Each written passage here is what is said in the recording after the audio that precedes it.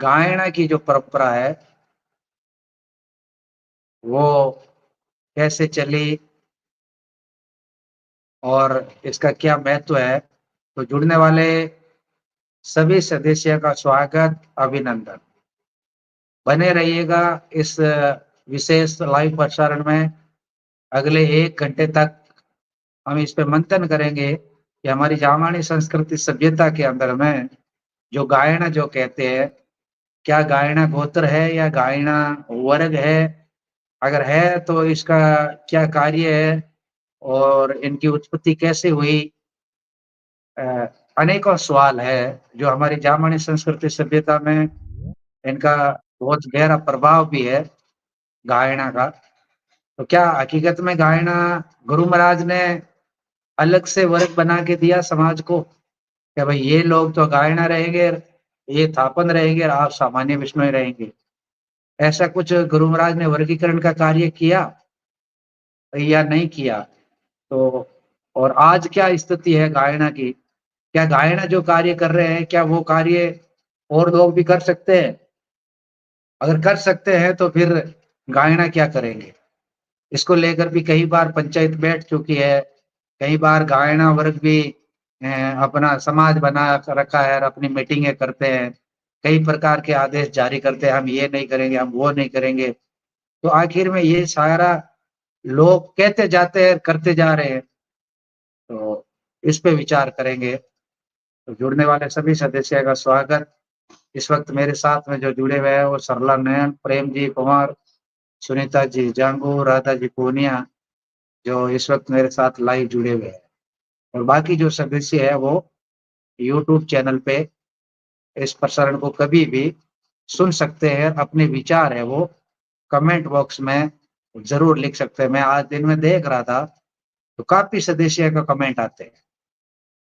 Video के अंदर में काफ़ी कमेंट आते हैं, तो उन सभी का धन्यवाद कि आप हम प कम से कम प्रतिक्रिया तो करते हैं। तो जुड़ने वाले सभी सदस्य का और वीडियो देखने वाले सभी सदस्य का इस जामनी लाइव कार्यक्रम में स्वागत है और अभिनंदन। अभी कोई जुड़ रहा है या कोई जुड़ गया है या इसको बाद में भी देखेगा, तो ऐसी चर्चा आपको यदा-कदा ही मिलेगी सुनने के लिए और बाकी तो बहुत सारी बातें जो है वो मिल जाएगी। मगर इस प्रकार की जो एक आत्म-चिंतन किया जा रहा है, हमारे समाज की सभ्यता और संस्कृति के बारे में इसका एक शोध कार्य जिस प्रकार कह सकते हैं, उसके बारे में विचार किया जा रहा है। तो चर्चा सुनने वाले सभी सदस्य का धन्यवाद, आभार और आपके पास में कोई सवाल हो, तो आप बेझिझक कमेंट बॉक्स में ज़रूर लिख दें।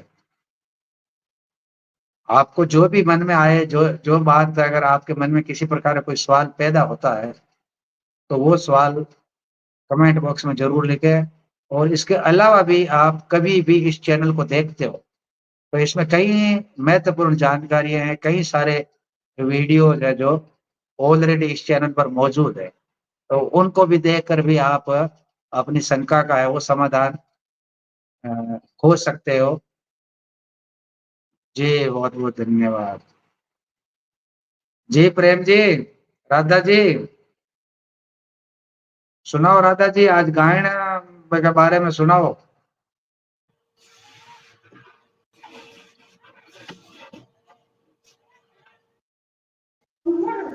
जी न्यून प्रणाम।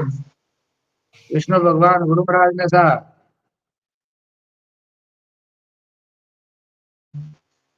जी हम प्रेम जी ज्ञानी जन आवड़ा बे बता ही मैं सुना। बात भी धारण सही है। कम से कम एक हाथ तो दी हो, हम्म। हाथ तो मतलब है नहीं भाई ये चर्चा को साक्षी तो बढ़िया हो ओ बोलिया हो ओ भी धारो अभी यूट्यूब पर क्या भाई एकला तो बात को नहीं करे। हाँ तो कोई न कोई हुड़ने वाला हाँ हाँ कोई कटे कांकड़ में बैठा था तई को नहीं करना। जी जी जी। यही बहुत तो गायन पर आज बात करनी है क्योंकि पिछले जो वीडियो में थापन पर था उससे पहले जो पाल की व्यवस्था पर था ये सब कुछ था। तो अपन धीरे-धीरे वो चीज़ें का वो इतिहास को मतलब एक प्रकार से पुनर्जीवित कर रहे हैं। वापस उसको खंगाल रहे हैं कि हमारा इतिहास क्या था, गुरु महाराज ने कैसी परंपराएं बनवाई थी, या क्या बदलाव हुए थे, उस समय में कैसी परिस्थितियां रही थी। ये सुनी सुनाई बातें हैं। तो इसी सुनी सुनाई में आज अपन जो बात कर रहे हैं गायना पे, ये गायना किस प्रकार से जो है वो विकसित हुए, इनके लिए कोई अलग प्रक्रिया अपनाई गई कि सेम ही बात बनी, ये थोड़ा सा बड़ा शोध का विषय है, विचारणीय विषय है। जी प्रेम जी। जिन्होंने प्रणाम जी। विष्णु भगवान गुरु महाराज। बहुत ही अच्छी जानकारी लेकर आए हो सुरेश कुमार जी, आपको धन्यवाद है। और ऐसी जानकारी समाज को होनी चाहिए। भाई गायना वर्ग जो है इनको अलग विशेष कोई दर्जा दिया गया था, गुरु महाराज ने विशेष दीक्षित किया गया था, या ये कार्य सौंपा गया था, या स्वेच्छा से कर रहे हैं, ये बातें इस चीज इस लाइव से उभर कर आनी चाहिए, कमेंट के माध्यम से आनी चाहिए। अन्य जो कमेंट लिखते हैं या अन्य ज्ञानीजन सुनते हैं उनके बाद में भी इस चीज पर चर्चा होकर समाज के सामने ये चीज आनी चाहिए। लेकिन जब इसको मैं इस हिसाब से मानता हूँ, मेरा अपना निजी विचार है भाई, अब तो चलो अब समाज के अपने बिश्नोई पुनिया प्रत्येक गायक कलाकार हो गए, जागरण लगाते हैं और उनके गला है और आवाज भी है। लेकिन पूर्व में जब इनका अपने चलो गुरु महाराज की बात को एक बार छोड़ देते हैं, अगर ये गायना वर्ग जो है ये जब जागरण लगाते थे तो जो साखियों में उतार चढ़ाव, भजनों में उतार चढ़ाव, इनके गले का जो लय या आवाज थी ना, वो अलग अपने दूसरों से अलग थी।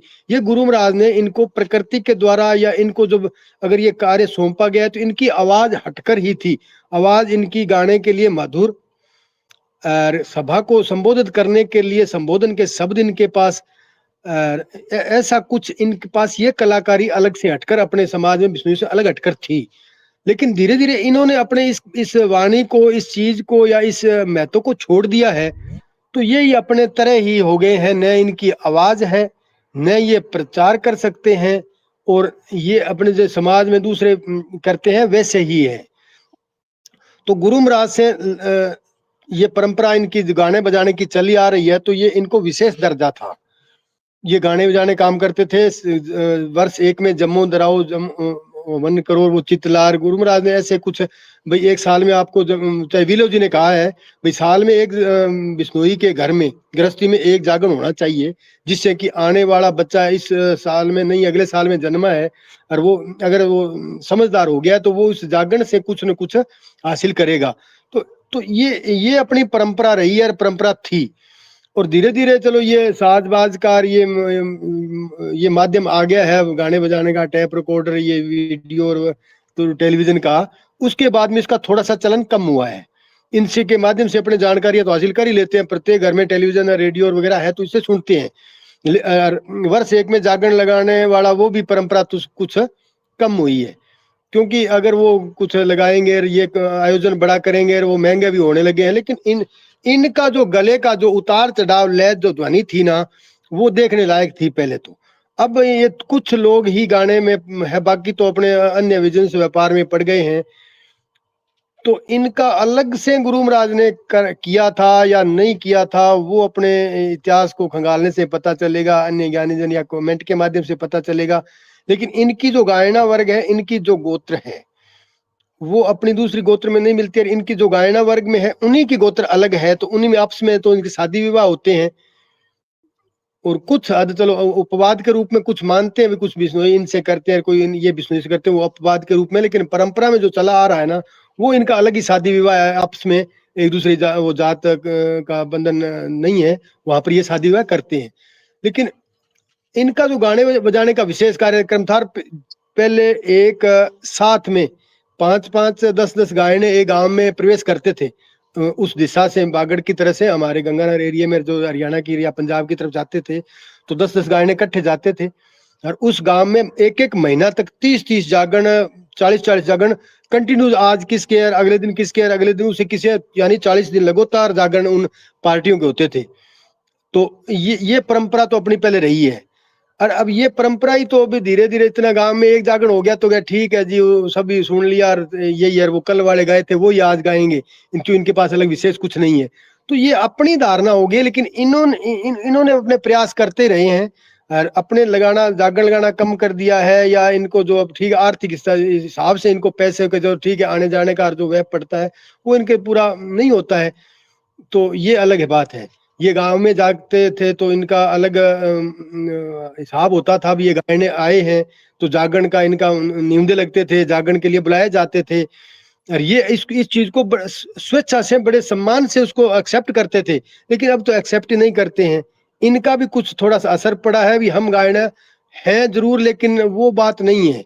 आप कह रहे हो तो कहो, चाहे कोई बात नहीं, जागरण लगाते हैं तो लगाएंगे, लेकिन आप अलग मानते हो तो अलग, हमारे को मत मानो। और अपने भी इनको अलग ठीक है, जागरण ही नहीं लगाते हो तो फिर आप ही बिश्नोई हो, आप गायन कहने के लायक ही नहीं हो, अपने दादा के गायन करने के लायक ही नहीं हो आप। तो ये चीजें थोड़ी सी समाज में अपने आ गई है, कुरीति समझो, या इनका वो अपने बिजनेस से या इस व्यवसाय से दूर हटना मानो। नई जनरेशन इसमें नहीं जुड़ पा रही है, वो अपने अलग व्यापार बिजनेस में जुड़ रही है, तो धीरे धीरे ये चीजें लुप्त हो रही है और होने के कगार पर है। तो इसको कैसे बचाया जाए, क्या किया जाए, ये अपने गायना वर्ग अपने समुदाय में मीटिंग वगैरह करके ये करके करेंगे, पहली परंपरा चलाएंगे तो बहुत अच्छा रहेगा। समाज को ये अग्रणी है, मार्ग निर्देशक है, मार्ग बताएंगे, इससे हमारे समाज को लाभ मिलेगा। जी सुरेश कुमार जी, बहुत बहुत धन्यवाद। जी प्रेम जी, आपने बातें तो बताई, सवाल तो बहुत है, बहुत ज्यादा सवाल है। अब इन सारे सवालों को स्थिति तो बद से बदतर होती जा रही है प्रतिदिन। सिर्फ बातें ही बातें हो रही है, अवेयरनेस कहाँ है, सुधार कहाँ है। वही एक दूसरे वर्ग अपना धंधा है उनका, उनको अब गायन का काम गाना था, तो अब आज ये साधु संत तो जागरण तो ये लगाते हैं, बिल्कुल फिर इन्होंने बिल्कुल। इसका इनका हक छीन लिया। ये इनका चक्र क्या है ये? भाई हक छीनना मानो तो ही अपने कह सकते हैं भी इन्होंने जागरण वो लगाने लगे तो इनका हक छीना गया, इनका व्यवसाय बिजनेस सर इस बात पर असर पड़ता है। इनका तो एक रोजगार था, रोजगार कम होएगा तो वो कहीं दूसरी जगह वो तो अपना व्यापार या बिजनेस कायम करेगा। तो ये बात तो एक बिल्कुल सत्य है भाई। इनका ये इस कार्य से दूर अन्य जो जागरण लगाने वालों ने कर दिया है। अगर कुछ इनको जिस प्रकार साधु से जागरण लगाते हैं तो कहीं न कहीं इनमें कमी आई है, तो उनसे लगाना शुरू किया। अगर इतना ये प्रभावशाली जागरण लगाते हैं तो इनका वो वर्चस्व कम नहीं होना चाहिए था। ये खुद कहीं न कहीं डगमगाए हैं, तब जाकर दूसरों को एक्सेप्ट कर रहा है, दूसरे लोग समाज उसको चाहने लगे हैं। तो ये चीजें भी तो इसमें शामिल करनी ही पड़ेगी अपने को, तभी जाकर तो इनका वो कुछ होगा। जी धन्यवाद सुरेश। जी रवीना जी लिख रहे बहुत सुंदर विचार, मुन्नी जी भी कह रही है, वो भक्त लोग इधर यूट्यूब पर तो जुड़े हुए हैं, काफी सदस्य जुड़े हुए हैं जो नियमित जुड़ते हैं। और आज अभी हमारे साथ लाइव में भी वो कमला जी जुड़े थे, मगर उन्होंने वापस वो सीट छोड़ दी है तकनीकी वजह से। और उनका परिचय हो जाता, नहीं तो फिर आगे आज ही जुड़े हैं वो हमारे साथ लाइव में, इस सब्सक्राइब्स मेंबर बने हैं इस जामानी लाइव कार्यक्रम के, तो उनका थोड़ा अभिवादन हो जाता और वो तो सीट छोड़ दी है। तो इस प्रसारण को अंदर में जो लाइव जुड़ने वाले वो सदस्य है जो हमारे जामानी लाइव कार्यक्रम के मेंबर्स, वो लाइव आकर अपने विचार रखते हैं। बाकी जितने आप जो सदस्य जो सुन रहे हो वो एक श्रोता के रूप में माने जाते हैं। वैसे वक्ता से श्रोता हमेशा बड़ा रहा है। वक्ता को तो बोलना पड़ता है, श्रोता को तो अपना आनंद उठाना है। तो जी कमला जी वापस जुड़े हैं। जी कमला जी स्वागत है, आप कैमरा खोल के भी नमन प्रणाम अभिवादन कर सकते हो। आप इस मुख्य मंच में आप शामिल हुए हो आज। जी इसके साइड में एक माइक नमन लगा हुआ है। प्रणाम जी, बहुत बहुत धन्यवाद आपका। जी विष्णु भगवान ने गुरु महाराज ने कैमरा खोल दीजिए ताकि यूट्यूब पर आपका सीधा आप दिखोगे। यूट्यूब पे आपका आपका चेहरा और आपकी आवाज हमेशा हमेशा के लिए रिकॉर्ड होगी। तो बात गायन पर चल रही है। जिस प्रकार आपने अभिवादन किया है, माइक खोल के उसके पास में कैमरे का बटन है, तो कैमरा खोलोगे तो आप यूट्यूब पर आ जाओगे। चलो कोई बात नहीं, तो वापस जुड़ते हैं, तब तक देखते हैं क्या होता है। जी नैनी जी, गायना वर्ग की उत्पत्ति कैसे हुई? चलो ये हम आज की पीढ़ा गा रहे हैं कि ऐसा हो जाएगा तो ऐसे हो जाएगा, ऐसे हो जाएगा तो ऐसे। गुरु महाराज ने गायने कब बनाए? जैसे सामान्य विष्णु दीक्षित हुए वैसे ही दीक्षित हुए कि गायना के लिए गुरु महाराज ने कुछ अलग गाइडलाइन जारी की? अपने विचारों से बताना है, जो भी अपने सुना है या अपने विचार, अपने मतलब खुद के विचार हम सोचे, कम से कम सोच के बताए। जी सविना जी,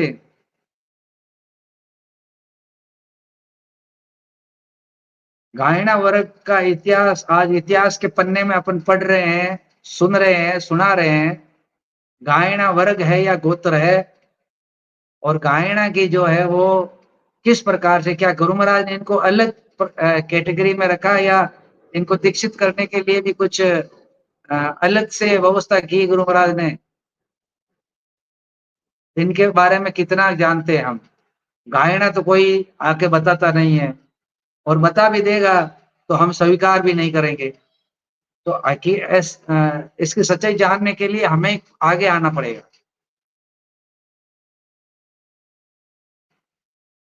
क्योंकि जिससे संबंधित कोई सवाल पूछे जाते हैं तो वो सटीक जवाब नहीं दे पाते। तो इसलिए हमें ये मंथन के द्वारा ही ये पता लगाना होगा कि गायना वर्ग उत्पत्ति कैसे हुई। हम अपने विचारों से एक सोच के बताएं, क्योंकि गुरु महाराज और हमारी जामानी संस्कृति सभ्यता में गायना का बड़ा योगदान है। आपके अपनी जानकारी के अनुसार बताइएगा, उसके बाद में मुझे तो जो जानकारी है वो तो मैं बताऊंगा ही, मगर मैं पहले आप सभी से सुनना चाहता हूं कि अ, आप क्या सोचते हैं इस वर्ग के बारे में?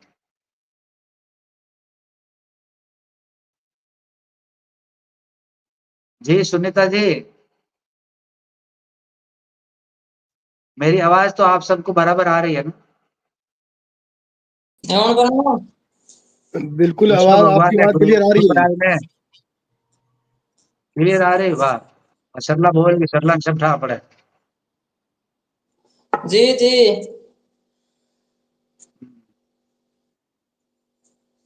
आज मैं काल थापन और आज गायना है। पिछले वीडियो में थापना का बट गान- दिया, तो आज गायना कोई नंबर है। हाँ, मैं गाना के करूं बताओ।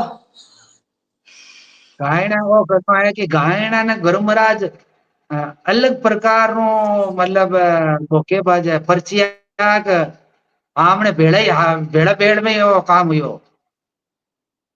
ना ना, नारा की को परिचय नहीं, मेरी हिसाब हूं है के गायना है कोई एक दो कोई गाय भी होला, और वो मियाँ दा इंचुक हो भाई हूं मेरे गाय सीखूं, और जिंद बना हम गावनो हरू करियो ना कोई मैं अर्थे हिर के गदी नु वो भाई गाय भी रोड़ो है तो गायनो है। और बिंग बाद में बस बिंग आगू वंशज भेजा कोनी के। हाँ तो वंशज तो बड़े, वंशज नहीं क्यों बड़े? तो जिंद बे हूं गायना हूं बज गया रवा, और मैं गुरु महाराज तो यो एड़ो की गुरु महाराज नहीं तो नारो एड़ो कोई भाई गायना थाय प्या नहीं कोई, अने भाई थाय प्या भाई थाप नाने अपना भी नहीं को थाय प्या नहीं, गुरु महाराज तो हगड़ा नहीं बराबर ज्ञान घणो दिन, और जगह आपो आपके बांग कोई भाई बांग जो मन में ही जो रुचे हो जो बे आप काम ले लो।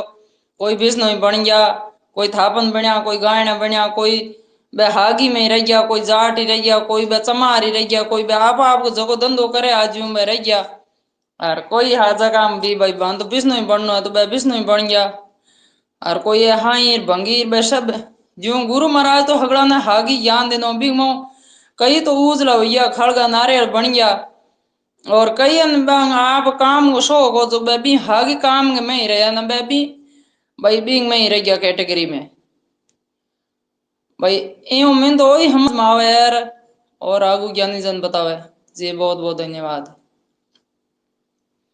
जी बहुत बहुत धन्यवाद। तो मतलब ये मनमुखी आपापंती धीरे टोल का टोल है वो होई हाँ ओ लारे गायक लारी गा दियो गायनो गावे एगो पण अभी तो गायना लगावे घट गायना चारिय लगावे पंडित जी अभी अभी तो आंको हाँ नाम भी थोड़ो चेंज हो गयो अब पंडित जी हाँ बोले। ना पंडित जी हाँ पंडित जी बोले। तो अब हाँ और नयो नाम तो अभी अभी अभी हो सके 40-50 बरस मिलियो वेला या 100 साल मान लो हाँ के ओ नाम पंडित जी रो गायनाचार्य नाम गुरु महाराज कहो भाई थाए पंडित और हे गायना हो गायनाचार्य हो। और थोड़ो शायरी है वो पंडित और बताइए दानी वो पंडित बड़े कुंवर लगा यार गायना तो गायना ने तो भाई कई कई तुम्हारे तो गई ही तो गई के मंगता जिंदा बे पंडित जी लगावे कई पंडित जी लगावे नहीं तो हाँ पंडित जी ने आज क्या भी है पंडित जी ने तो पंडित जी तो आ चीज के है मतलब समय काल परिस्थितियों नाम चेंज होगा तो पंडित जी तो गुरु महाराज तो कोई एड़ो कोई कहो कोनी गुरु महाराज कहो ने गोरख दिट्टा सिद्ध न होई बापा उतर बापा गोरख ने देखने कोई आपा कोई सिद्धि प्राप्त थोड़ी कर सका उत्तम कुल्य का उत्तम न होया कारण के लिए सारी भाई पंडित हाँ आप बन जा और गोरख बन जा बणियो की को वनी मन मुखी बणियो की को वनी बिग में आमने आत्मा में धारण करा और आमना जगह में आमने में विकार है बे निकाल और एकदम गुरु महाराज जी होवानी जिंदा आप पंडित बजा या गाने बजा या कोई साधु संत भजनी वो संत वनी गुरु महाराज संत था क्योंकि बे आपकी देह ने जीत ली नहीं जिंदा है मन जी मुखी है ये तो सब तोड़ है और अभी तो एक बात है ना कि भाई गुरु महाराज को अगर सिद्धांत माना तो गुरु महाराज ने कहा ने घना दिना का बड़ा न होइबा बड़ा न लगवा पारू है गोरख दिट्टा सिद्ध न होइबा पो उतरवा पारू गोरख ने दे उणो या भी क्यों करने कोई थोड़ी कोई पार उतर जी या कोई सिद्धियां थोड़ी आजी है तो गायना पंडित या मनु पंडित बनकर मां पंडित का लोतर नहीं हुए तो नाम पंडित होना और नाम आप ना आप ही आएगो लोग दे दियो लोग आया आप दिन आया तो गायना मतलब गावणी है ना भाई गायना भाई ही थी भाषा में भाई भाषा में परिवर्तन उपरोक्त थरपना करी भाई थापन गावे जगो गायना।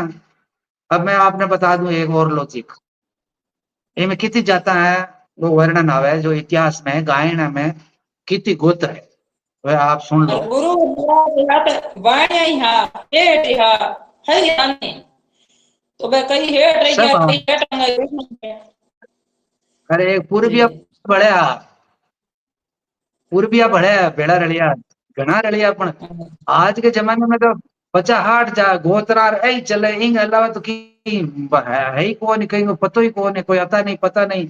यूपी वाला तो आमनो बिल्कुल अलग ही है यूपी वाला तो विस्मय ही अभी नाम से ही कोई विस्मय वो कोई याद आवे तो आवे बाकी मैं तो मुकाम के भाई जाने कौन मैं यूपी वाला विष्णु की भी कहानी नहीं जानो बंधाई कौन भी मुकाम से हुए हैं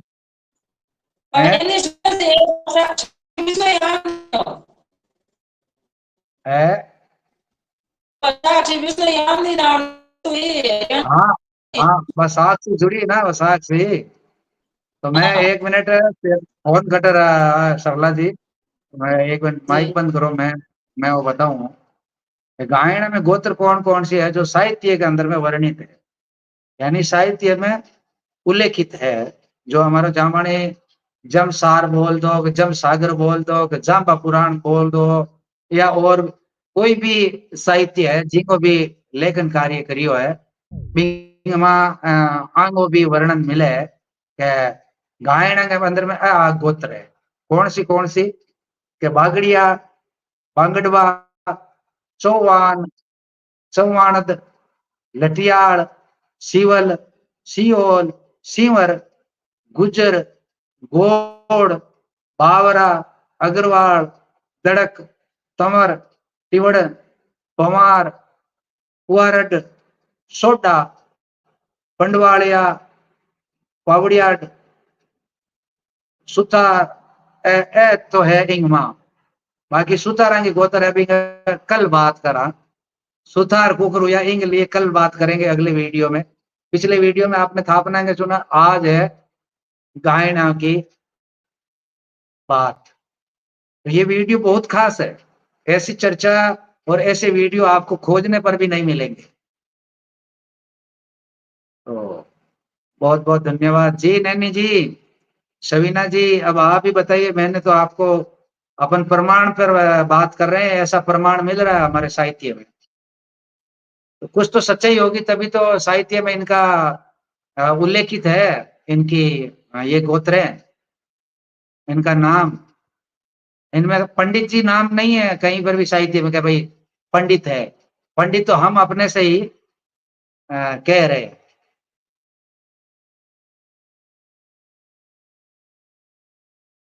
जी सवीना जी, आप बोलो। जी, सबसे पहले सादर निमन प्रणाम आप सभी को। जी विष्णु भगवान गुरु महाराज ने जी। जी सही बात है। मैंने तो थोड़ा सा ऐसा सुना है गायनों के बारे में कि गुरु महाराज ने थापनों को और इन गायनों को जो कार्य सौंपा था, तो ये गाने गा गा करके प्रचार प्रसार करते थे अपने विष्णुई धर्म का। और पंडितों को तो हटा ही दिया था बिल्कुल गुरु महाराज ने।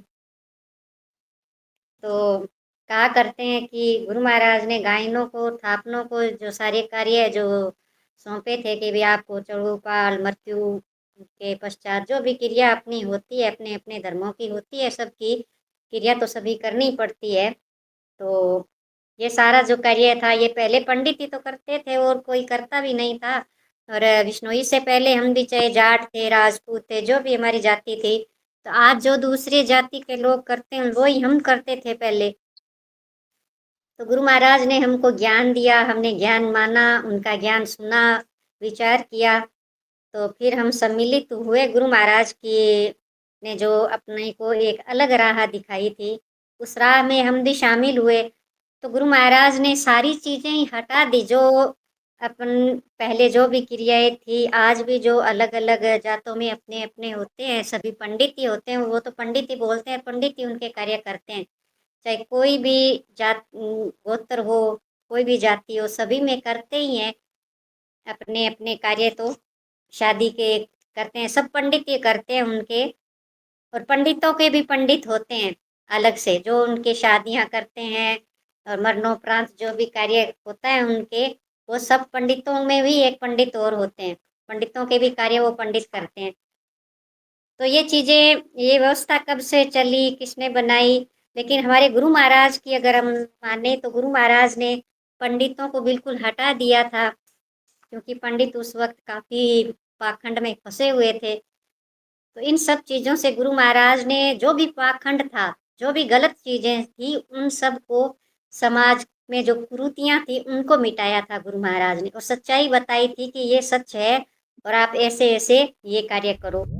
तो गायना वर्ग को भी शायद गा गा करके कि आप धर्म का प्रचार प्रसार करना या जो भी कार्य गुरु महाराज ने सौंपा होगा तो वो किया था। लेकिन आज तो बिल्कुल वो चीज़ बदल ही चुकी है। आजकल तो हम पंडित गायनों को बोलने लगे हैं, जबकि पहले पंडित हम बोलते ही नहीं थे। और हमारे तो यहाँ पे गायनों को गायना ही बोलते हैं ना, तो गायना चाहिए तो सही बात है। अब आज तो पद बहुत बड़ा हो गया, लेकिन हम तो सीधा गायना ही बोलते हैं। हमारे यहाँ पंडित नहीं बोलते ना, तो हमारे इधर साइड राजस्थान में बोलते हैं, और ना ही हमारे यहाँ पे पंजाब में बोलते हैं। यहाँ गायना ही बोलते हैं, नहीं बोलते, पंडित नहीं कहते। जी, इतनी ही जानकारी थी मेरे पास। जी, आज तो यूट्यूब पर काफ़ी सदस्य जुड़े हैं, देख भी रहे हैं, मगर कमेंट बहुत कम 2, 4, 5 लोगों का ही आ रहा है और कोई विशेष कोई सवाल नहीं आ रहा है। मैंने एक गायन की सूची डाल दी है यूट्यूब पर, जो गोत्र है उन गोत्र का मैंने थोड़ा-सा वर्णन डाल दिया है, क्योंकि उच्चारण में और लिखण में त्रुटियाँ होती है। ये भी तो किसी साहित्य से ली हुई है। तो असल में क्या है कि गायना का भी एक अलग वर्ग है और इनके जो हमसे ये दान दक्षिणा प्राप्त करते हैं आम विश्नोई से। और ये कहलाते तो ये भी विश्नोई हैं, ये कोई विश्नोई से बाहर थोड़ी है। तो फिर जाति कौन-सी हुई? जैसे अभी हम गोत्र की बात कर रहे हैं, तो फिर तो विश्नोई फिर जाति है या फिर ये क्या है? ये भी हमको समझना पड़ेगा। ये तो हमारी गोत्रें हो गई। जैसे मैलोड हो गया, आप या गोदरा ये हमारी गोत्र है। अब जाति ये है कि जाट जाति से हैं। अब जाट जाति से हमारी गोत्रें मतलब माइग्रेट होके आई ज्यों की त्यों। तो अब विश्नोई एक जाति के रूप में जानी जाए या फिर किस रूप में जानी जाए, ये तो अब थोड़ा-सा मेरा एक ये बहुत बड़ा सवाल है कि विश्नोई को एक जिस प्रकार जाट है, राजपूत है, ये जाति है। कहते हैं कि नहीं कहते भई वो जाट, ये जाति इसकी क्या जाट है, ये राजपूत जाति से। उनके अंदर में गोत्र होती है। तो हमारे अंदर में ये जो गोत्र है वो जो माइग्रेट होके आए हैं अपन, मतलब वहाँ से माइग्रेट होके मतलब एक स्थान से दूसरे स्थान, मतलब हम जाटा में से निकल के विश्नोई बने। तो हमारी जाति ही बन गई विश्नोई और गोत्र हमारी वो की वो है। तो ये भी लोगों को विचार करने पड़ेगा। जो भी सदस्य सुन रहे हैं या यह वीडियो हो सकता है बड़े साहित्यकारों के पास में भी जाए, क्योंकि साहित्यकार जो भी है पहले का जो साहित्य है ना उसके आधारित अपनी बात लिखते हैं। नया शोध करके कोई बात लिखता नहीं है। नया शोध करके हीरालाल महेश्वरी ने कुछ लिखा था तो समाज ने उसको एक्सेप्ट ही नहीं किया, उसको स्वीकार ही नहीं किया, उसको नकार दिया। हीरालाल महेश्वरी की कहानी बहुत गंभीर है। पहले तो उसने पूरे जो साहित्य थे उसको पढ़ा और फिर वो पैदल, उस समय 1970 की बात है, वो पैदल घूमा था, क्योंकि सच्चाई जानने के लिए जाना पड़ता लोगों के बीच में। तो उनके साथ में एक ऐसी घटना मैं उसका जिक्र कर देता हूँ साहित्यकार का, कि जब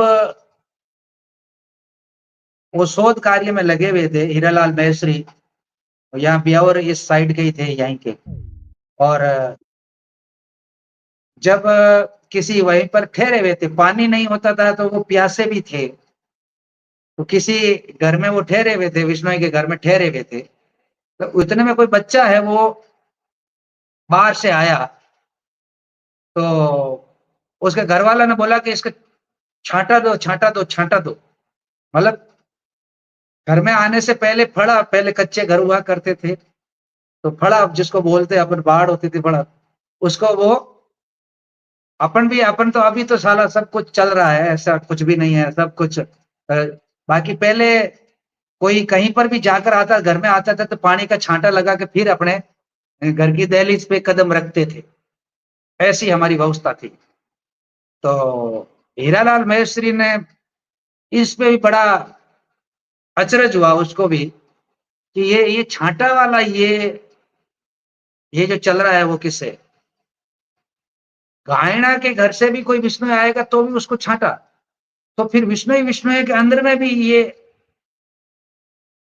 ये मतलब क्यों है? तो ऐसा करके उसने कोई शोध पत्र बनाया था, उसको समाज ने स्वीकार नहीं किया। अब जबकि उसने तो सच्ची बात ही लिखना, देखो कोई भी राइटर होगा, कोई भी लेखक होगा, वो तो अपना जो सामने जैसे विचार आएंगे वो तो वही लिखेगा। तो ऐसा कुछ वर्णन है। तो ये जो छींटा जिसको अपन बोलते बोलते हैं ना भाई, पानी का छांटा देने से उसको शुद्ध करना होता है, तो वो शुद्ध होके फिर बाद में घर में आ जाता है। तो कितनी बार अभी गाँव में, कई बार अपन और जगह पर भी जाते हैं, गाँव शहर में भी जाते हैं, कस्बा में भी जाते हैं, बसा में भी सवार होकर जाते हैं। तो ये कहाँ तक उचित है? और ये जो परंपरा थी वो अब तो शायद ऐसा कुछ भी नहीं है। तो ये गायना जो है, ये इनकी उत्पत्ति अब गुरु महाराज के समय में भी इनका वर्णन मिलता है। जो जैसलमेर के राजा जैत सिंह थे, वहां पर गुरु महाराज ज्ञानोपदेश के लिए गए थे, तो अपने साथ में भगत मंडली गई थी। तो वहां पर भी उन्होंने उस समय के जो भी वाद्य यंत्र वगैरह हुआ करते थे, उनके द्वारा वहां पर वो जागरण दी। और ऐसा सुनने में आया है, दंत कथा है, कि इतनी शानदार जागरण दी कि वो मजीरे जो होते हैं ना, वो पत्थर पिघल गया और उसमें मजीरे हैं वो फंस गए। वैसी जागरण कोई और दे ही नहीं पाया आज तक भी। ऐसी जागरण गुरु महाराज के साथ में, उन्हीं में जो नाम आता है, उस गायना वर्ग से वो थे, उनके उनके वंशज है वो। नाम मैं अभी इस वक्त मुझे याद नहीं आ रहा। आसकरण जी सोडा थे, वो तो उसका काम करते थे, बही लिखना का काम भी करते थे, आसकरण जी सोडा। तो ये काम भी तो गायना का है, वंशावली लिखना, वंशावली गाना। गाने में क्या होता है? आलम जी, सुरेश जी, आलम जी और सालम जी थे गायन। आलम जी, आलम जी, आलम जी, आलम जी, आलम आलम जी जी, थे। आलम जी और सालम, हाँ, आलम जी और सालम जी हाँ, तो भाई थे। हाँ।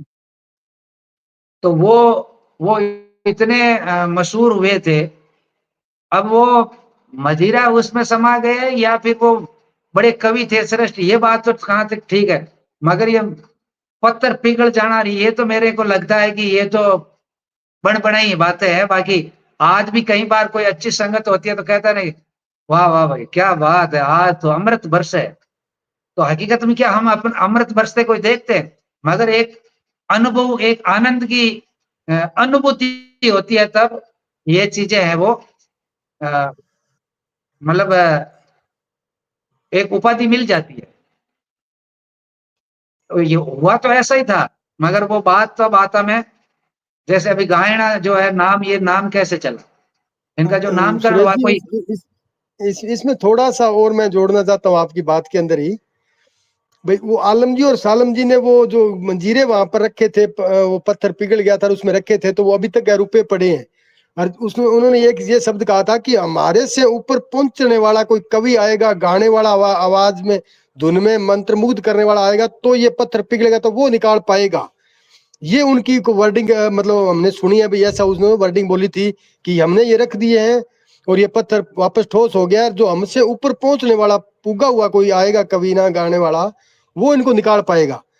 तो कहते हैं रामकरण जी पूनिया है ना, ये यहाँ पर गए थे, अपनी वो धुन लेकर और आवाज लेकर गए थे, उनसे वो नहीं कर पाए थे, ये भी हमने सुना है। तो शायद देखो उसमें अपने दंत कथा है, क्या है वो अपने पास वो जो आई है, वो बातें अपने जो चर्चा इसी विषय पर चल रही थी तो करनी भी जरूरी थी। जी सुरेश जी आगे बढ़िए। बिल्कुल, बिल्कुल, बिल्कुल। अपन तो सुनी सुनाई बात ही कर रहे हैं, तो हम हर जगह जी पर ये बातें तो सुनते ही हैं। देखो, मुल्ताना राम जी ने न्यून प्रणाम भेजा जी, न्यून प्रणाम आपको भी जी। गुरु महाराज जी ने, जाम्बो जी ने, चंदा बिश्नोई ने भी, सभी विष्णु भक्तों को न्यून प्रणाम जी। जी न्यून विष्णु भगवान ने, गुरु महाराज ने, थाने माने, सबने सगड़ा नहीं जी। समरातल खबर, गुरु जम्बेश्वर भगवान की जय हो। बहुत बहुत धन्यवाद आपका जी। आप सभी जो सदस्य है इस वक्त जुड़े हैं आज यूट्यूब पर, और ये प्रसारण है वो अब धीरे धीरे जो है वो अ, अपना रंग दिखाने लग रहा है। तो आपको भी सबका स्वागत है कि आप नियमित इस प्रोग्राम को सुन रहे हो, और प्रतिदिन अलग अलग विषय पर बात है वो प्रसारित की जा रही है। तो आपके पास में भी किसी प्रकार का कोई सवाल हो तो कमेंट बॉक्स में जरूर करिएगा, क्योंकि आपके पास में ये अधिकार है कि यूट्यूब के कमेंट बॉक्स में आप अपने विचारों को सहज रूप में रखिएगा, ताकि और जो देखने वाले लोग हैं वो भी आपके विचारों के ऊपर में विचार करेंगे। हम भी आपके लिखी हुई बात पर विचार करेंगे कि आपका सवाल क्या है, उस सवाल को हम चर्चा में शामिल करेंगे।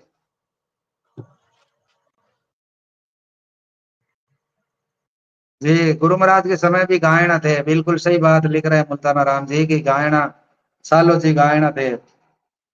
बिल्कुल गायना तो थे, वो गाने का ही तो काम करते थे, बाकी हवन यज्ञ का काम इनके जो अधिकार में आया है, इसके पीछे के क्या कारण है? गाने से गायना है, ये तो सही बात है। गुरु महाराज के समय में भजन मंडली हुआ करती थी और वो गायना की थी, गायना थे जो, तो क्या उस हिसाब से इनको गायना रखा गया? मतलब और फिर इनके पीछे में जो है वो ये विरासत में लोगों को मिलते गए। तो वैसे गायना की मैंने ऊपर में आपको गोत्र भेजी है, बहुत सीमित गोत्र ही है, मतलब ज़्यादा है ही नहीं। कितने हो सकते हैं देखिए, गिंडिया, बांगड़िया, बागड़वा, चौहान, चौहान, लठियाल, सीवड़, सियोड़, सीवर, गुजर, गोड़, बावरा, अग्रवाल, दड़क, तंवर, तिवड़त, पंवार। देखो पंवार गायना में भी गोत्र आ रही है और सामान्य विष्णु में भी पंवार है और थापना में भी पंवार है। तो ये क्या है जो इतने लोग ही थे कि ये क्या है, ये बात कुछ समझ से थोड़ी परे हो रही है। सोडा, पंडवाड़ियार, पावड़ियार, ये गोत्र तो आजकल हमको कभी सुनने में भी नहीं आई है, न इनके तो 10-11 ही गोत्र हो रही है। तो इनके जो शादी ब्याह होते हैं, इन्हें 10-11 गोत्र में ही होते हैं। और ये जो गायन है वो ज्यादा क्षेत्र में फैले हुए भी नहीं है। एक गांव में, किसी गांव में ये गायन है अभी। हमारे इधर तो गायना के गांव ही नहीं है। एक रामड़ावास में रहते हैं गायना थोड़ा बहुत, बाकी जगह वहीं से सब कुछ आते हैं, वहीं से इधर उधर आते हैं। और हरियाणा में तो गायना यहाँ से जाते हैं, मारवाड़ से, पूजा पाठ के लिए मंदिरा में वगैरह में। तो अब इनको जो पंडित जी इनको जो बना के रखा है, अब गायना से अब पंडित पर आ गए ये, तो गायना नाम तो धीरे धीरे धूमिल हो जाएगा ना, मतलब लोग भूल जाएंगे इसको।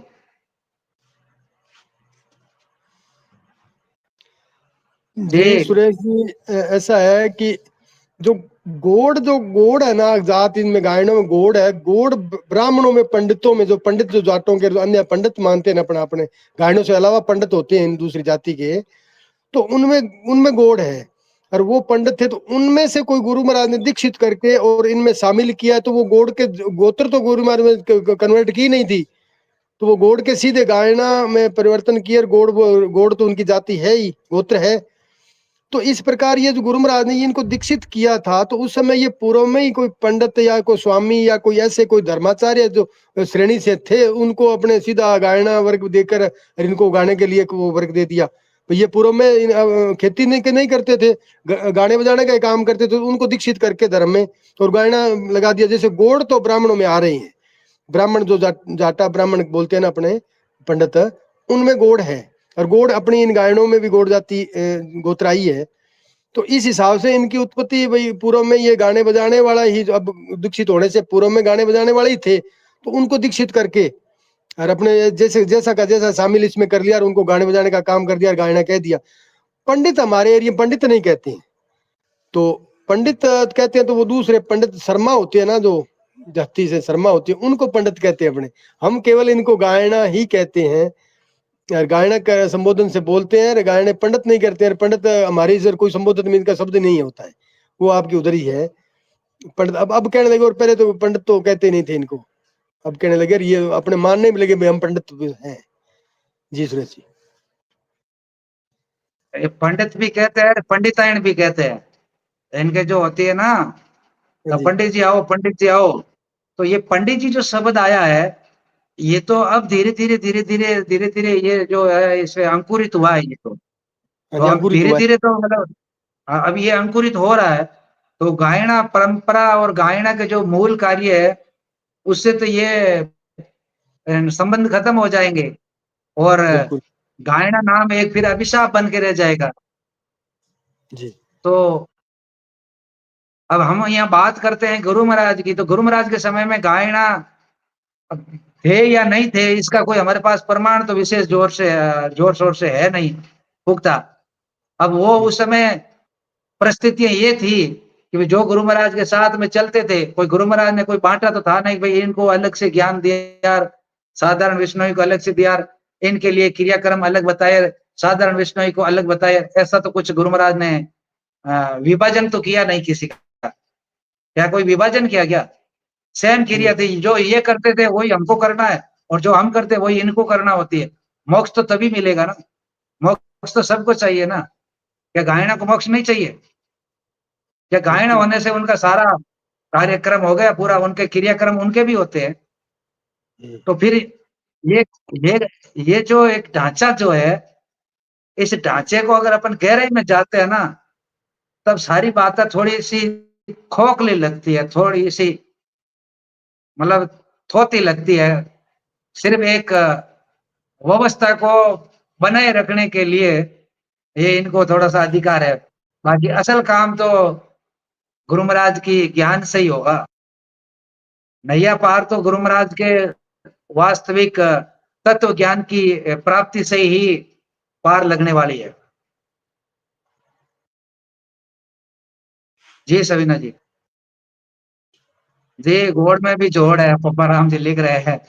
बिल्कुल जी, देखो अभी ये देखो हमारे सामने तथ्य आ रहे हैं, नित्य प्रतिदिन नए नए चीजें उजागर हो रही है।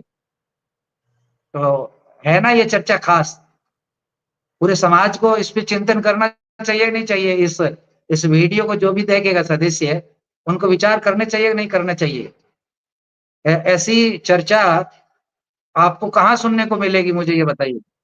और मैं तो आपका कहता हूँ कि मैं ये जो है वो रिकॉर्ड इसीलिए कर रहा हूँ कि बार बार लोगों के जो सवाल उठ रहे हैं ना, उनका एक ही बात में ही जवाब मिल जाए, बार बार उनको इधर उधर भटकना नहीं पड़े। अपनी जो भी मन में जो शंकाएं हैं, हम जड़ से अगर कोई बात करेंगे। इस चर्चा को कोई भी ज्ञानी जन अगर कहीं अकेले में सुनेगा इस वीडियो को आने वाले समय में, तो वो अपने अपने दिमाग के घोड़े जरूर दौड़ाएगा। वो भाई अगर इस चर्चा में मैं भी होता तो मैं ये मेरा पक्ष रखता और ये बातें वो निकल कर आती। वो जरूर अकेला होगा, चाहे 10 आदमी में होगा, इस वीडियो को कहीं अगर 100 साल बाद में 2 साल बाद में अगर सुनेगा तो जरूर अपने दिमाग के घोड़े दौड़ाने में मजबूर हो जाएगा वो। भाई बात तो ये है, और चर्चा में ये बात हो रही है, और मैं अगर मेरे विचार रखता तो मैं ये बातें भी कह पाता अगर उस वीडियो में शामिल होता तो अपने दिमाग का घोड़ा जरूर दौड़ाएगा। और कोई उस नया कमेंट लिखेगा या नया वीडियो जारी करके अपने कुल मिलाकर इन बातों से चर्चा करके अपने सत्य तक पहुंचना है। बिल्कुल यही बातें होगी इतिहास में, ऐतिहासिक यही बातें होनी चाहिए जो आज अपने चर्चा में चल रही है। लेकिन मूल अपने पास जितनी बातें उनका अपने अब चर्चा कर रहे हैं, मंथन कर रहे हैं। लेकिन आने वाले समय में किसी को इससे हटकर ज्ञान होगा तो वो अपना विचार रखेगा कमेंट में, इसी कमेंट में रखेगा या इस द्वारा कोई वीडियो जारी करके भी इसको पटल में लाएगा। भाई इसके बारे में उस वीडियो के माध्यम से मेरा ये विचार भी बनता है, इसलिए मैंने ये वीडियो जारी किया है। तो ये चीजें जरूर आएगी, समाज को जरूर अपने मार्ग प्रदर्शन मिलेगा और इतिहास मिलेगा नया। जी बिल्कुल बिल्कुल, जैसे कि अभी कोई भी साहित्य लेखन करता है या कोई भी अपनी टिप्पणी लिखता है या मतलब प्रिंटिंग का काम करता है, तो वो उसमें उसका हवाला देता है कि उस साहित्य के अंदर में से ये लिए हुए अंश है। जैसे कोर्ट में भी अगर कोई मामला चलता है ना, तो कोई केस होता है ना जिसमें जो उसका केस में कोई चीज निकल कर सामने आती है, तो वकील भी उसका हवाला देता है कि उस समय में ऐसी एक घटना हुई थी और उस समय माननीय न्यायालय ने ये फैसला दिया था। तो ये घटना भी उसी पे ही मतलब उसको ही जोड़ के देखी जाए, तो उसको आधार मानते हुए मेरे मुवक्किल को भी बाइज्जत रिहा किया जाए। मतलब एक दलील देने का एक तरीका होता है। तो ये जो चर्चा अपन कर रहे हैं ना, तो इस चर्चा को सुनकर भी लोग इसका हवाला देंगे कि ऐसी चर्चा में हमने ये बात सुनी थी। तो सुनी सुनाई में ही हम हैं, हमने जो सुना है उसकी चर्चा यहाँ कर रहे हैं और कुछ साहित्य को भी हम साथ में लेके रखे हैं। तो साहित्य में ये वर्णित है, ये उल्लेख है, और आज जो क्या परिस्थिति है वो आपके सबके सामने है। तो आज जो परिस्थिति है 10 साल बाद वो थोड़ी रहेगी, चेंज हो जाएगी तब तक तो 10 साल बिल्कुल। बाद में फिर बाद में विचार करेंगे लोग। पहले के समय में जो बातें हुई थी कि कल भाई परिवर्तनशील होता है ना, हर नया सवेरा होता है। हमेशा अपने जीवन में एक जो सवेरा होता है वो हमें एक नई सीख देता है। तो कल का कल रहेगा, आज की जो स्थिति है वहां तक अपन बात कर सकते हैं, अपन भविष्य तो नहीं बता सकते हैं। हाँ, सुनी सुनी बात को जरूर हम चर्चा में शामिल कर रहे हैं। तो बहुत सदस्य जुड़े हुए हैं, तो आप सभी सदस्यों से एक निवेदन है कि आप जो जुड़े हुए सदस्य हो और जब भी इस वीडियो को देखते हो तो एक बार इसको जरूर आगे बढ़ा दीजिएगा। ऐसे एक-एक करके अगर हम सब इसको आगे बढ़ाएँगे तो ये पूरे समाज में फैलेगा, लोगों में जागरूकता आएगी, लोग बोल उठेंगे, लोग सोचने पर विवश हो जाएँगे, विचार करेंगे, चिंतन करेंगे कि क्या हमारा इतिहास था, क्या हमारा धवल समाज था और ये इतना परिवर्तन किन कारणों से आ गया और कहीं हम अपना खुद का तो नुकसान नहीं कर रहे हैं। तो एक सामाजिक सौंदर्य के लिए हमारा सामाजिक सौंदर्यीकरण बना रहे, इसीलिए मैं आप सभी से निवेदन करता हूँ कि इस पूरी चर्चा को ध्यानपूर्वक सुनिएगा, पूरे वीडियो को ध्यानपूर्वक सुनिएगा, उसके बाद किसी भी प्रकार का कोई रिएक्ट करिएगा, टिप्पणी करिएगा। अन्यथा हम अपने से ही मन से कह देते हैं कि वो ही गलत है और वो ही गलत है, वो ही गलत है। अब सब कोई गलत नहीं हो सकता है कोई सही भी हो। तो हमारी ये चर्चा एक आधार है, आपको जामानी संस्कृति सभ्यता के और नज़दीक ले जाने का ये एक माध्यम है। तो हर रोज़ जुड़े शाम को और यूट्यूब पे और आप अपना कमेंट बॉक्स में अपनी प्रतिक्रिया ज़रूर करें। यहाँ पर आपको कोई कॉल करने वाला नहीं है कि आपने ये कमेंट क्यों कर दिया। आपके अपने विचार हैं, हमने आपको मौका दिया। आप लाइव में कमेंट करिए या वीडियो देखने के बाद में कमेंट करिए। जब भी करिएगा, कमेंट ज़रूर करिएगा। आपका किया हुआ कमेंट हो सकता है कि इस जामानी संस्कृति सभ्यता की खोज में 4 चाँद लगा दे। जी, नैनी जी। समय नज़दीक आ गया है, चर्चा में बहुत इंटरेस्टिंग चर्चा है, दिलचस्प चर्चा है, तो इसको ज़्यादा लंबा नहीं चला सकते अब। जी, सुनीता जी।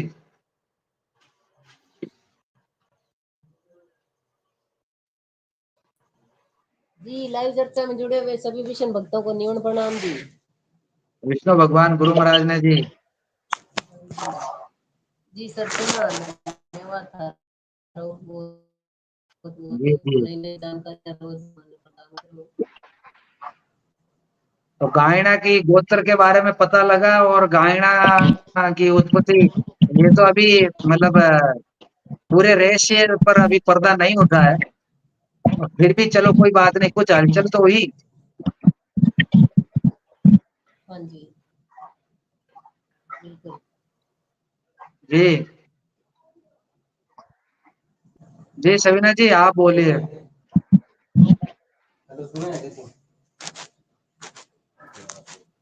आज हमारे साथ कमला जी कड़वासरा भी जुड़े हुए हैं। अगर आपके पास भी कोई जानकारी हो तो कमला जी आप भी जरूर कोई जानकारी शेयर जरूर करें, आप भी बताएं जरूर। बाकी तो सही बात है, आपकी बहुत ही अच्छी और नई जानकारियां मिल रही है। कभी सोचा ही नहीं था कि इस तरीके से अपने गोत्र और जाति के बारे में भी कोई जानकारी कभी मिलेगी, क्योंकि ऐसी चर्चा तो कभी की नहीं किसी ने भी। ये तो हमारी शुरुआत है और बहुत अच्छी अच्छी जानकारियां मिल रही है। ये बहुत अच्छा कार्य है कि हम सब जाने कि हमारी गोत्र कहाँ से, हम पहले क्या थे और अब हम जैसे अपने अपने धर्म होते हैं तो हम विष्णुई धर्म में शामिल हुए हैं, तो हमारी गोत्र तो वैसी की वैसी है। तो ये चीज़ें बहुत बड़ी महत्वपूर्ण जानकारी आप दे रहे हैं कि गोत्र तो कभी किसी की बदली ही नहीं, जैसी पहले थी वैसी ही है। लेकिन हमें अलग अलग, जैसे कोई जाट बना तो कोई सिख बना, ये सब धर्म जो चले हैं कोई मुसलमान बन गया, कोई कुछ बन गया। और लेकिन सबकी जो गोत्र थी वो मुझे लगता है कि किसी भी धर्म में किसी की भी गोत्र को परिवर्तित नहीं किया गया। जो भी उनके महान पुरुष आए, जिन्होंने, किसी ने मुसलमान पथिक चलाया है, किसी ने कोई पंथ चलाया, जाट पंथ, कोई सिख धर्म, ऐसे जो पंथ चलाए गए हैं, तो उन महापुरुषों ने कभी गोत्र नहीं बदली किसी की, जैसी गोत्र थी वैसी ही थी, लेकिन एक अच्छा मार्ग दिया सबको ही। चाहे जाट धर्म हो, चाहे सिख धर्म हो, मुसलमान हो, तो उनके भी तो महान पुरुष आए ही थे। उन्होंने भी तो रास्ता तो सबको एक ही बताया था सभी ने। लेकिन ये बाद में ही कोई प्रतिस्पर्धा हो गई, या फिर समझो कि एक दूसरे से जलन हो गई, मैं बड़ा हूँ, तू छोटे धर्म का है, मेरा धर्म बड़ा है या छोटा है, धर्म की लड़ाई ये तो अब चलने शुरू हो गई। लेकिन जो भी महान पुरुष आए तो उन्होंने समानता की बातें की, चाहे अपने अपने धर्म बनाए हो, लेकिन उनका जो मेन जो कारण था वो यही था कि हमारे जीने की जो युक्ति है वो अच्छी हो, जिससे हमें मनुष्य जो जीवन मिला है वो हमें जो बाद में आवागमन में न आना पड़े, हमारी मुक्ति मोक्ष हो जाए, हमें फिर बार बार जन्म मरण नहीं लेना पड़े। तो इसीलिए जो अपने अपने धर्म थे, ये बात की जो है, ये बाद में जो मनमुखी चीज़ें चली है वो बाद में चली है, लेकिन किसी भी धर्म ने, किसी भी धर्म गुरुओं ने, जो महान पुरुष आए थे, उन्होंने कोई गलत रास्ता नहीं बताया किसी को भी, और ना ही कोई ऐसी चीज़ें बताई। जीव दया के बारे में सभी ने ही बताया है, क्योंकि ये सारी चीज़ें हैं जो मनुष्य को एक मानवता का धर्म सिखाती है। और इसीलिए इतनी अच्छी चर्चा चल रही है कि गोत्र अगर हम जाने तो किसी भी धर्म में किसी ने गोत्र नहीं बदली, गोत्र वैसी की वैसी है अपनी। जी सुरेश जी। जी, बहुत बहुत धन्यवाद। अब मात्र सिर्फ 4 मिनट शेष हैं और आज का जो समय है वो टाइमलाइन जो अपनी दी हुई है वो पूर्ण हो रही है। तो मैं आप सभी से इतना ही निवेदन करूँगा कि अब गायना पर भी बात आज अपने कंप्लीट कर ली, स्थापन पे कर ली। कल आपको और इंटरेस्टिंग चर्चा सुनने को मिलेगी, जिसके गोत्र के बारे में शायद आपको अंदाजा भी नहीं होगा। और क्या हमारे में ये और वर्ग है क्या? 2 वर्ग का तो हमने बात कर ली, स्थापन की कर ली, गायना की कर ली। अब तीसरा वर्ग कौन है वो कल आपको पता लग जाएगा, और वो वर्ग है सुथार। क्या सुथार वो गुरु महाराज ने बनाए? इस पे भी विचार कल करेंगे। कल का आपके लिए आप भी अपनी तैयारी करके आइएगा। जी रमेश जी कपासिया खारा साचोर की ओर से आप सभी को जी निवन विष्णु भगवान ने, गुरु महाराज ने, जी रमेश जी आपको लिंक को ज्यादा से ज्यादा शेयर करिएगा, ताकि ये बहुत खास जानकारी है जो आप तक पहुंचाई जा रही है। तो ये एक खोज की बात है, रेशी की बात है, और बहुत ही महत्वपूर्ण चर्चा है। इसके पिछले वीडियो भी आप देख सकते हो इस यूट्यूब पर। इसमें किसी प्रकार का कोई ग्लैमर नहीं है, किसी प्रकार की कोई एडिटिंग नहीं है, किसी प्रकार से तथ्य को तोड़ मरोड़ के पेश नहीं किया जा रहा है। सीधी बात है, संवाद बात है। आपके साथ में सीधा संवाद होता है हर किसी सदस्य के साथ में। तो आप भी अपने विचार रखने के लिए आपको भी फुल छूट है, पूरी स्वतंत्रता है कि आप अपने विचार बिल्कुल कमेंट बॉक्स में जरूर लिखें, ताकि क्या है कि हमारी जामनी संस्कृति सभ्यता का जो इतिहास है वो थोड़ा सा लोग उसको भूल रहे हैं। तो थोड़ा सा उस इतिहास के पन्ना को जो है हमें पलटना है, कि हम देखें तो सही कि हमारे हमारे इतिहास के पन्ना में है क्या आखिर।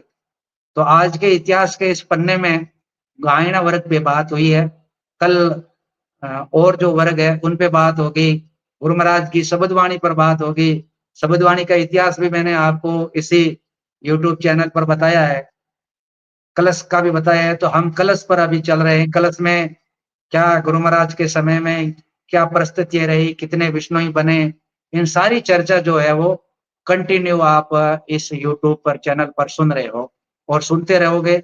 आशा करता हूँ कि आपको ये जो लाइव शो है। आपको अच्छा लग रहा होगा, समाज के लिए अच्छा एक प्रेरणा मिलेगी, लोगों को एक नई जानकारी मिलेगी और आप और हम सब मिलकर इस गुरु महाराज की बनाए हुए इस धवल पंथ को और ऊंचाइयों की ओर ले जाना। तो आप सभी का इतना ही सहयोग चाहिए कि आप इस वीडियो को जब भी आप सुनोगे तो कम से कम आप एक लाइक तो कर ही सकते हैं, इतना तो आपका अधिकार है।